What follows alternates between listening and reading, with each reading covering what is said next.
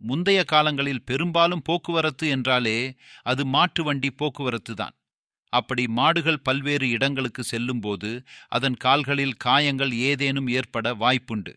அதனால் தொற்று கிருமிகள் ஏற்பட்டு மாடுகளின் உடல்நிலை பாதிக்கப்படலாம்.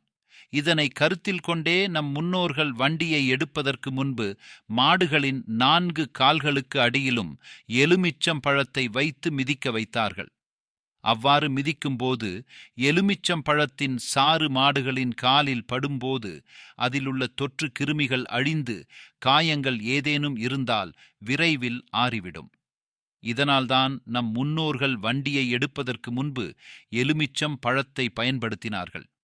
இந்த பழக்கம் நாளடைவில் மருவி மருவி சக்கரத்துக்கு அடியில் எலுமிச்சம் பழத்தை வைக்கும் பழக்கமாக மாறியது.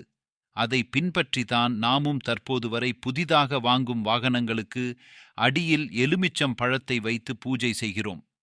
அவ்வாறு எலுமிச்சம் பழத்தை சக்கரங்களுக்கு அடியில் வைத்து நசுக்கும்போது கண் திருஷ்டி கழிவதாகவும் மக்களால் பரவலாக நம்பப்பட்டு வருகிறது.